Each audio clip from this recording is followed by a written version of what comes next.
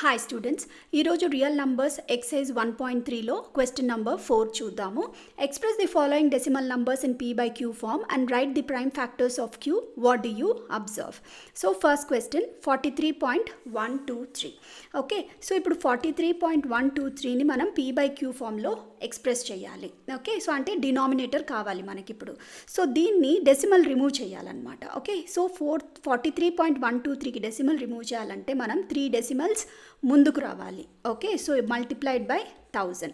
1000తో multiply చేసాం కాబట్టి you have to divide also with 1000. Okay, so multiplication అప్పుడు decimal 3 steps ముందుకు జరుగుతుంది, ఎందుకంటే 3 జీరోస్ ఉన్నాయి కాబట్టి. So 43123 by 1000.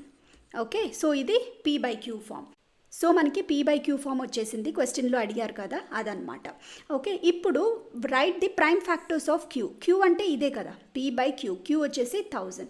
ప్రైమ్ ఫ్యాక్టర్స్ కావాలంటే ప్రైమ్ ఫ్యాక్టరైజేషన్ చేసుకోవాలి. Okay, so 2 times 500, again 2 times 250, okay, again 2 times 125, 5 table 25 times 5 5s are 25.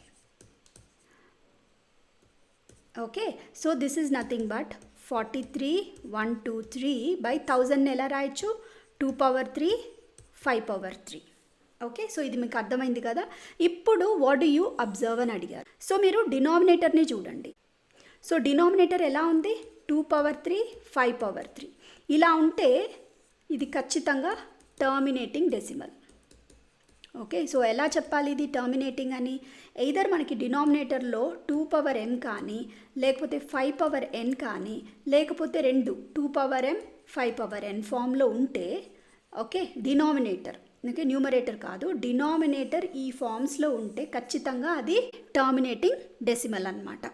Okay, so ఇదే మనం Q గురించి చెప్తున్నాం అనమాట. వాట్ డు యూ అబ్జర్వ్ అంటున్నారు కదా, సో దాని ఆన్సర్ ఇదే. ఓకే, సో నెక్స్ట్ క్వశ్చన్ చూద్దాం. సో సెకండ్ క్వశ్చన్ 0.120112000 ఇలా ఉంది, ఇది కంటిన్యూ అవుతూనే ఉంటుందన్నమాట. ఓకే, సో దీనికి అర్థం ఏంటంటే this is actually non terminating, okay, non terminating and non repeating. Okay, non repeating. Okay, ఇది టర్మినేట్ అవ్వదు. ఓకే, టర్మినేట్ అవ్వకుండా రిపీట్ కూడా అవ్వదు అనమాట. అంటే ఇప్పుడు చూడండి 1201 వచ్చింది, మళ్ళీ 1201 రావాలి కదా, 1200 వచ్చింది. సో ఇది ఇలా వెళ్తూనే ఉంటుంది. సో ఇలాంటి నంబర్స్ ఎలా ఉంటాయంటే అవి ఖచ్చితంగా irrational numbers. Okay, irrational numbers. మరి దేన్ని డివైడ్ చేస్తే మనకి ఇది వచ్చింది అనే డౌట్ మీకు రావాలి, ఎందుకంటే irrational numbers cannot be return in P by Q form. No P by Q form వీటికి, అసలు వీటికి P by Q ఫామ్ ఉండదు. Okay, so no denominator also. Okay, డినామినేటరే ఉండదన్నమాట. మరి డినామినేటర్ లేనప్పుడు ఏం డివైడ్ చేస్తే మనకి ఈ ఆన్సర్ వచ్చింది? ఫర్ ఎగ్జాంపుల్ √2 తీసుకోండి. √2 ఇర్రేషనల్ నెంబర్ కదా, సో దీన్ని డివైడ్ చేస్తే మనకి 1.414213562 ఇలా వెళ్తూనే ఉంటుంది. సో ఇది ఎలా వచ్చింది?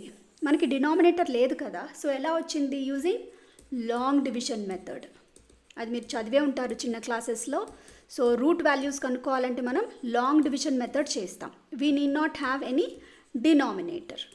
ఓకే, ఇర్రేషనల్ నంబర్స్కి డినామినేటర్ ఉండదు, no P by Q form also. Okay, వాటికి P by Q ఫామ్ కూడా ఉండదన్నమాట.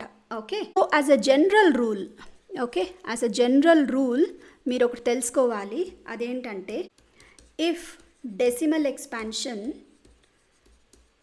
ఓకే, డెసిమల్ ఎక్స్పాన్షన్ టర్మినేటింగ్ అనుకోండి or non terminating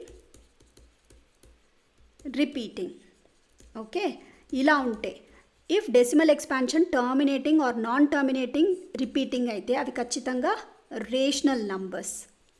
okay, so rational నంబర్స్ని మనం డివైడ్ చేసినప్పుడు మాత్రమే మనకి డెసిమల్ ఎక్స్పాన్షన్ టర్మినేటింగ్ కానీ నాన్ టర్మినేటింగ్ రిపీటింగ్ కానీ వస్తుంది.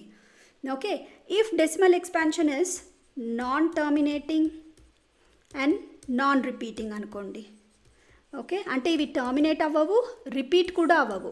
సో అలాంటి నంబర్స్ ఖచ్చితంగా ఇర్రేషనల్ నంబర్స్. ఓకే, వాటికి P by Q ఫామ్ ఉండదు అండ్ డినామినేటర్ కూడా ఉండదు. Okay, so as a general rule మీరు ఇవి గుర్తుంచుకోవాలి. ఓకే, సో వీడియో నచ్చితే లైక్ చేయండి, సబ్స్క్రైబ్ చేసుకోండి. Thank you so much.